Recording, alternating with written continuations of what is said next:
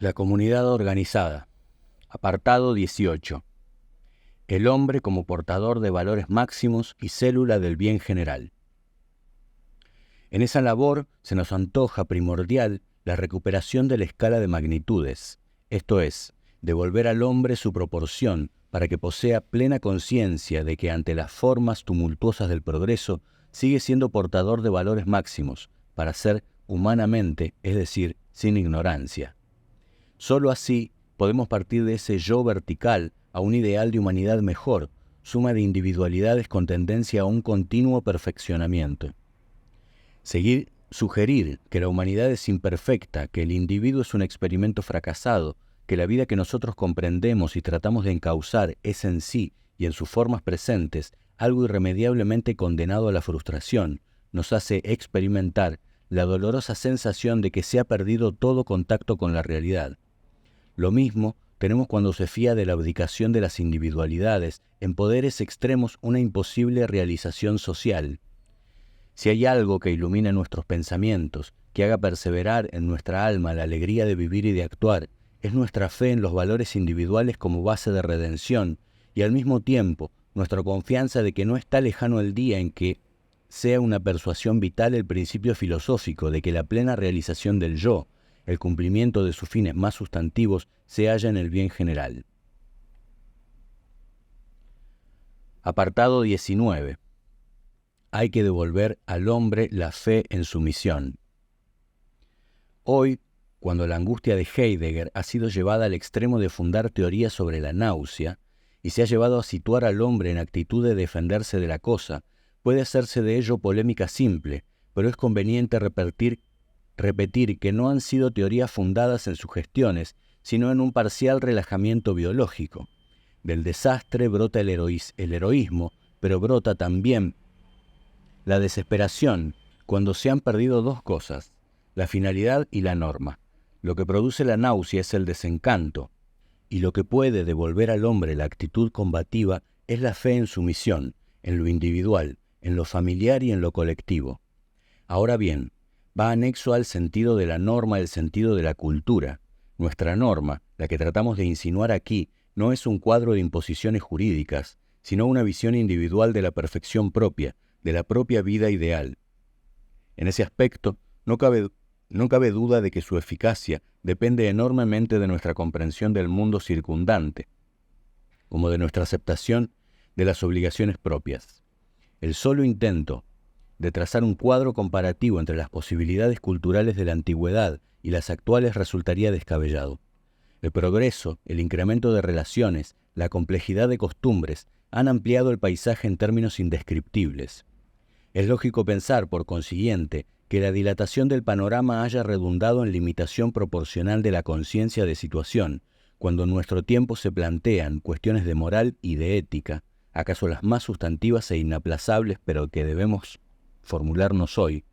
No ignora que en la confusión de muchos valores desempeña un activo papel el signo vertiginoso del progreso. La evolución humana se ha caracterizado, entre otras cosas, por lanzar al hombre fuera de sí, pero sin proveerle previamente una conciencia plena de sí mismo.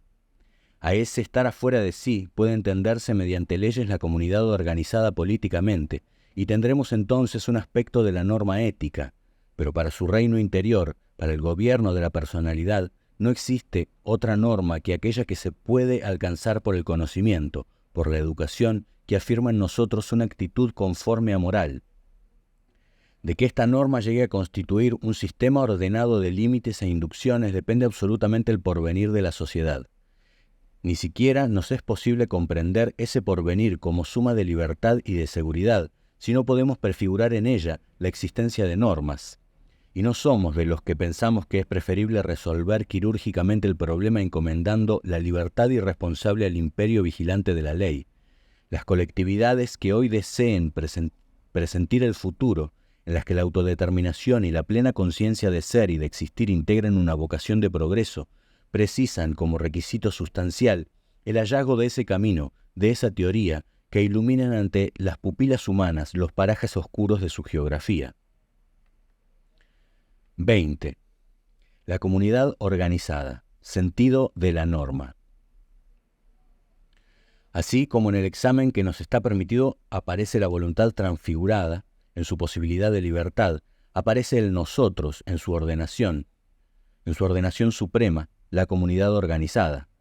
El pensamiento puesto al servicio de la verdad esparce una radiante luz de la que, como en un manantial, beben las disciplinas de carácter práctico, pero por otra parte nos es imposible comprender los motivos fundamentales de la evolución filosófica, prescindiendo de su circunstancia.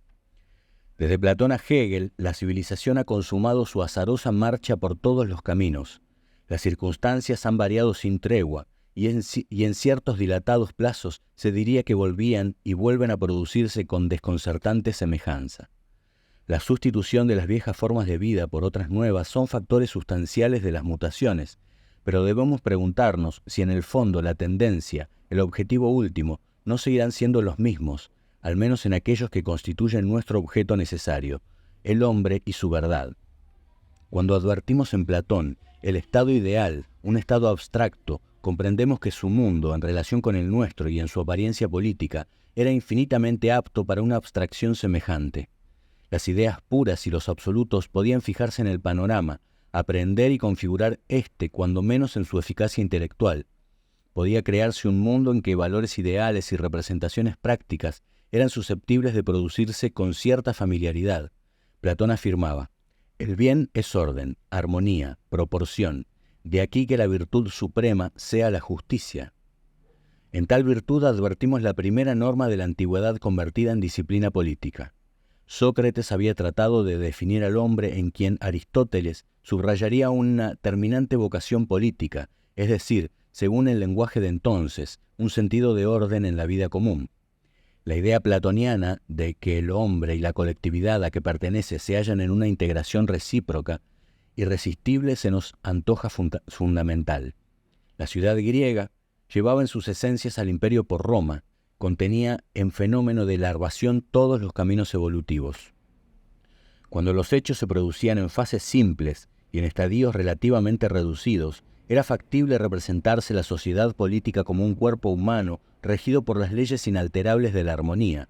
Corazón, aparato digestivo, músculo, voluntad, cerebro, son en el símil de Platón órganos felizmente trasladados por sus funciones y sus fines a la biología colectiva. Un estado de justicia en donde cada frase ejercite sus funciones en servicio del todo, se aplique a su virtud especial, sea educada de conformidad con su destino y sirva a la armonía del todo. El todo, con una proposición central de justicia, con una ley de armonía, la del cuerpo humano, predominando sobre las singularidades, aparece en el horizonte político heleno, que es también el primer horizonte político de nuestra civilización. Todavía en el crepúsculo de la mitología pagana, no aparecen claros los últimos fines del hombre. Se le concibe adscripto a la ciudad, y más interesante quizás que su persona, es la virtud abstracta que es susceptible de representar. No existe, por cierto, un ideal de humanidad aún para la clara visión de los filósofos. El Cefiso y el Eurotas no son únicamente límites geográficos y militares, sino también intelectuales. Al otro lado del Ponto existe la barbarie y las sombras que Alejandro rasgará años después. El sol es un globo de fuego, un poco mayor que el Peloponeso. La certera inteligencia de Aristóteles, que proporcionará el método cuando los espacios nos hayan revelado una gran parte de sus misterios, se desenvuelve también en esa concepción de la jerarquía humana. Hay hombres libres y esclavos, y no parece que todos se rijan por leyes idénticas. Hay mundos en luz y mundos en sombras. Nada de particular tiene que en tal situación la ciudad objetivada y armónica predomine con carácter irreductible sobre las desigualdades humanas, que son desigualdades sin vocación reivindicativa. Ello nos permitirá observar que cuando el hombre se le priva de su rango supremo o desconoce sus altos fines, el sacrificio se realiza siempre en beneficio de entidades superiores petrificadas. El hombre es un ser ordenado para la convivencia social, leemos en Aristóteles. El bien supremo no se realiza, por consiguiente, en la vida individual humana, sino en el organismo superindividual del Estado. La ética culmina en la política. Los pensamientos citados definen con carácter suficiente la fisonomía del mundo helénico, y es preciso tener en cuenta que eran filósofos y filósofos idealistas los que la habían trazado. Sócrates intuyó la inmortalidad, pero sobre ella no pudo fundar un sistema. Platón y Aristóteles debían encargarse de situar a ese hombre que divisaba con angustiada preocupación el problema último ante la vida en común. Nacía el Estado, aunque la comunidad cuya vida trataba de organizar adolecía de una insuficiente relación de la trascendencia de los valores individuales. La idea griega necesitaba, para ser completada, una nueva contemplación de la unidad humana desde un punto de vista más elevado. Estaba reservada al cristianismo esa aportación. El Estado griego alcanzó en Roma su cúspide. La ciudad, hecha imperio, convertida en mundo, transfigurada en forma de civilización, pudo cumplir históricamente todas las premisas filosóficas. Se basaba en el principio de clases, en el servicio de un todo, y lógicamente en la indiferencia o el desconocimiento helénico de las razones últimas del individuo. Una fuerza que clavase en la plaza pública como una lanza de bronce las máximas de lo que no existe, la desigualdad innata entre los seres humanos, que la esclavitud en una institución oprobiosa y que emancipase a la mujer, una fuerza capaz de atribuir al hombre la posesión de un alma sujeta al cumplimiento de fines específicos superiores a la vida material, que estaba llamada a revolucionar la existencia en la humanidad. El cristianismo, que constituyó la primera gran revolución, la primera liberación humana, podrá rectificar felizmente las concepciones griegas, pero esa rectificación se parecía mejor a una aportación. Enriqueció la personalidad del hombre e hizo de la libertad teórica y limitada hasta entonces una posibilidad universal. En evolución ordenada, el pensamiento cristiano, que perfeccionó la visión genial de los griegos, podría más tarde apoyar a sus empresas filosóficas en el método de estos y aceptar como propias muchas de sus disciplinas. Lo que le faltó a Grecia para la definición perfecta de la humanidad y del Estado fue precisamente lo aportado por el cristianismo, su hombre vertical, eterno, imagen de Dios. De él se pasa ya a la familia, al hogar. Su unidad se convierte en plasma que a través de los municipios integrará a los estados y sobre la que descansarán las modernas colectividades. Roma no era la Grecia cerrada, atenta solo al fenómeno exterior de la barbarie persa. Ha integrado en su existencia la de otros pueblos de costumbres, pensamientos y creencias distintas. Las necesidades de su comunidad fueron muy superiores también. Les fue sumamente difícil proporcionarse una idea abstracta sobre la concepción del Estado, porque éste se ha tornado proporcionalmente complejo. Su historia es un continuo proceso de crecimiento y asimilación, que cuando alcanza la cúspide se interrumpe por la violencia.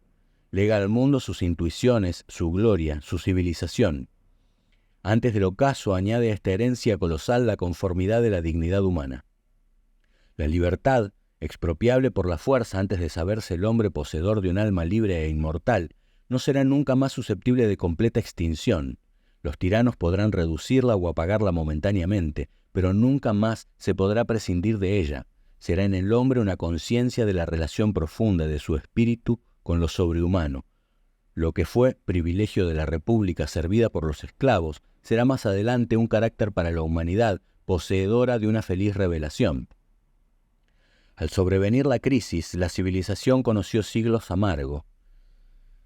El derrumbamiento del imperio, sin parangón en la historia, devuelve al mundo a la oscuridad, pero esta habría sido espantosa si el crepúsculo romano no hubiese prendido en la noche siguiente la llamarada inextinguible de aquella revelación, lo que permitirá que el hilo de oro del pensamiento continúe a través del abismo y de las hogueras y sangre, en el milagro magnífico de que el puente de las ideas religiosas no sucumbiese al chocar al hierro de los bárbaros con el agrietado mármol de Roma.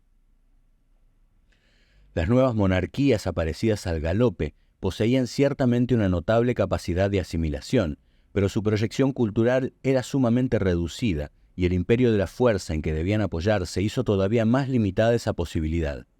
Europa se convirtió en una necesidad armada, así como las zonas habilitadas se polarizaban en torno a los puntos estratégicos y a los fosos de los castillos. La humanidad se distribuyó en torno a los jefes militares, caudillos y señores, poco a poco, poco o nada. Subsistirá de cuanto había impreso su fisonomía a la existencia general. El principio de autoridad cae en manos de la fuerza, en razón de ese estado de necesidad aludido. Los mismos reyes ven menguar sus atribuciones y privilegios a medida que se ven obligados a recurrir al poder de sus ricos señores o a solicitar su alianza para sus empresas militares. El saber se refugia junto a los altares. En las abadías y en los conventos se conserva inextinguible la llama que más tarde volverá a iluminar al mundo, y lo que preserva de la gigantesca crisis el acervo de los valores espirituales, humanos, es, con precisión, un sentido místico, la dirección vertical hacia las alturas, que unos hombres de fe habían atribuido a todas las cosas, empezando por la naturaleza humana. La Edad Media es de Dios, se ha dicho, y en este hecho, en este paciente y laborioso, es este paciente y laborioso mantenerse al margen de las tinieblas. Debemos ver la lenta y difícil gestación del Renacimiento, cuando una edad caracterizada por una violencia desmedida. Fue una edad en la que no nos es posible hallar las formas del Estado, ni contemplar al hombre. Gracias solo al hecho de acentuar sus desgracias y aún su brutalidad, a veces, sobre fines e ideales remotos, pudo resultar factible la evolución resolutiva. En el individuo no es fácil diferenciar la conciencia de su proporción en el ideal religioso de cuánto fue simplemente ignorancia o superstición. La edad tuvo santos y demonios, pero en su desolación, en su pobreza, con el horizonte teñido siempre por los resplandores de los incendios, no le quedaba al hombre otro escape que poner sus ojos y su esperanza en mundos superiores y lejanos. La fe se vio fortalecida por la desgracia. El Renacimiento halló diseminados los restos de una cultura y trató de reconstruir con ellos un nuevo clasicismo. Sobre las ruinas de los castillos feudales edificaron su trono las nuevas monarquías. A la idea de aventura sucedió la empresa. Cuando los primeros consejos acuden al servicio del rey con pendón al frente y se distinguen en las batallas, se consuma en la práctica el fin de un largo período histórico. El Estado tardará todavía en sobrevenir, pero en torno a los monarcas, depositarios de un mandato ideal, representantes de lo que siglos después será el concepto de nacionalidad, empieza a gestarse la vida de los pueblos modernos.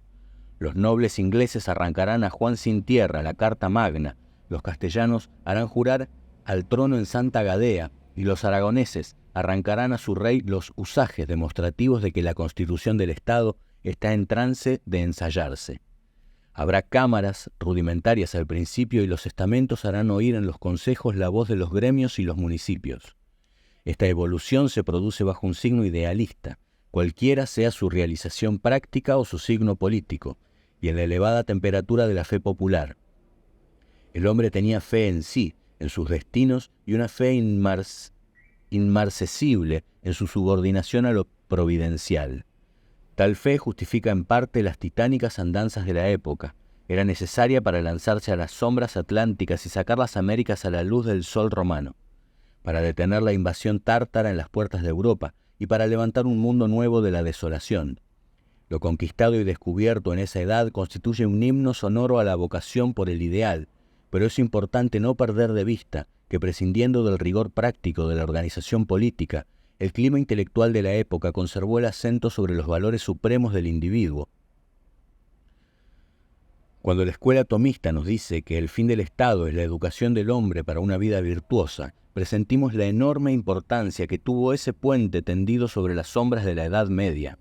Ese hombre a cuyo servicio, el de su perfeccionamiento, estaba dedicado al Estado, no era, por cierto, el germen de un individualismo anárquico.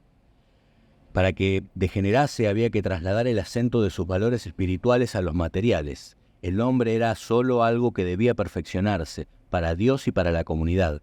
La virtud a que Santo Tomás se refería no será enteramente indiferente a la virtud griega, el patrón de valores ideales para la realización de la vida propia. Frente al humanismo, la inteligencia humana intenta divisar nuevos caminos y orientaciones. Maquiavelo cubrirá la vida con el imperativo político y sacrificará al poder real y a las necesidades del mando cualquier otra ley, principio o valor. Grocio llamará al Estado a erigirse en administrador supremo de la felicidad del hombre y abrirá nuevos cauces al principio de autoridad. Los pueblos han vivido décadas y siglos intensos, han proyectado sus fuerzas hacia los espacios desconocidos, se han desdoblado, difundido en mundos nuevos, en empresas fantásticas y costosas. Para que esto fuese posible, se precisaba un poder enorme en los recursos espirituales. El apogeo de los absolutos iba a despertar como consecuencia necesaria el desprecio a los absolutos. La intensa espiritualidad de la obra gestaba por reacción, el desencanto y el materialismo que iban a producirse después. En la evolución, por primera vez acaso, se derivaría de un extremo a otro, de un polo al opuesto, y el objetivo a suprimir era inevitablemente la temperatura ideal. Hobbes predica el absolutismo del Estado en la corriente armada de la época, pero predica ya a un hombre desalentado. La unidad social no parece imaginada por él como el indestructible depósito de valores, sino como víctima. Fue el primero en definir al Estado como un contrario entre los individuos, pero importa observar que esos individuos eran lobos entre sí, eran seres desprovistos de virtud y seguramente de esperanzas supremas. La larga cabalgata les había rendido. En la crisis de las monarquías absolutas, vierte su mordacidad el genio de Voltaire. Ciertamente no necesitaba ya la sociedad su corrosivo para fragmentarse bajo el trono. Montesquieu advirtió a la monarquía que sería heredada en una república y Rousseau coronó el pórtico naciente de la época. Se caracterizó por el cambio radical del acento, acentuó sobre lo material y esto se produjo indistintamente. Lo mismo si el sujeto del pensamiento era el individuo, en cuyo caso se insinuaba la democracia liberal, que sí era la comunidad, en cuyo caso se avistaba el marxismo. Es muy posible que las edades medias y moderna hayan verificado su elección con un exclusivísimo parcial en beneficio del espíritu, pero es innegable que el siglo XVIII y el XIX lo hicieron con mayor parcialidad en favor de la materia. El estado de la cultura en esos siglos pudo prever las consecuencias, pero debemos estimar necesario en toda evolución lo mismo, lo que nos parece dudoso, que lo acertado. Rousseau cree en el individuo, hace de él una capacidad de virtud, lo integra en una comunidad y suma su poder en el poder de todos para organizar por voluntad general la existencia de las naciones. Para Kant, lo vital en lo político era el principio de libertad como hombre, de dependencia como súbditos y de igualdad como ciudadanos. Rousseau llamará pueblo al conjunto de hombres que mediante la conciencia de su condición de ciudadanos y mediante las obligaciones derivadas de esta conciencia y provisto de las virtudes del verdadero ciudadano, acepten congregarse en una comunidad para cumplir sus fines. La Revolución Francesa fue un estruendoso prólogo al libro, entonces en blanco, de la evolución contemporánea. Hallamos en Rousseau una evocación constructiva de la comunidad y la identificación del individuo en su seno, como base de una nueva estructuración democrática. Esta concepción servirá de punto de partida para la interpretación práctica de los ideales de las nuevas democracias, pero resulta hasta cierto punto conveniente examinar si en la concepción originaria no se produjo por la dinámica misma de la reacción, la supresión innecesaria de toda escala de valores. Podemos preguntarnos, por ejemplo, si fue decididamente imprescindible para derivar el poder absoluto a la voluntad del ciudadano, cegar antes en toda posibilidad espiritual. En segundo lugar, es preciso tener en cuenta el largo paréntesis que el